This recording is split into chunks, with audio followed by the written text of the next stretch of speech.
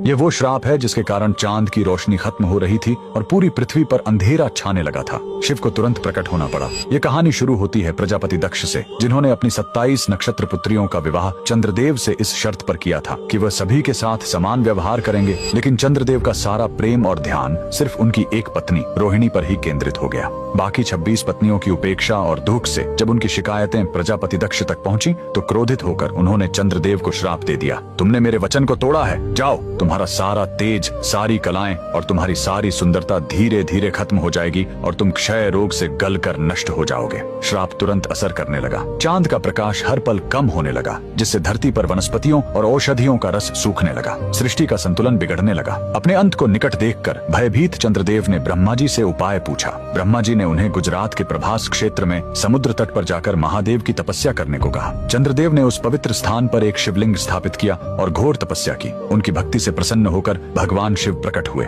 उन्होंने कहा, मैं दक्ष के श्राप को पूरी तरह खत्म तो नहीं कर सकता, लेकिन उसका प्रभाव कम कर सकता हूँ। शिव ने वरदान दिया, तुम कृष्ण पक्ष में 15 दिन क्षीण होगे, लेकिन शुक्ल पक्ष में 15 दिन फिर से पूर्ण हो जाओगे। उन्होंने चंद्र को अपने मस्तक पर धारण कर लिया और चंद्रशेखर कहलाए। और जिस ज्योतिर्लिंग की चंद्र ने पूजा की थी वो सोमनाथ, सोम यानी चंद्र के नाथ के नाम से प्रसिद्ध हुआ। और यही सोमनाथ मंदिर भारत का पहला ज्योतिर्लिंग आज भी गुजरात के वेरावल में उसी समुद्र तट पर शान से खड़ा है, जहाँ चंद्रदेव ने श्राप से मुक्ति पाई थी। लेकिन रुकिए, इस मंदिर का एक और रहस्य है। यहाँ मौजूद बाण स्तंभ यह बताता है कि यहाँ से लेकर दक्षिणी ध्रुव तक समुद्र के रास्ते में कोई जमीन नहीं है। भगवान शिव के भक्त कमेंट में हर हर महादेव जरूर लिखें।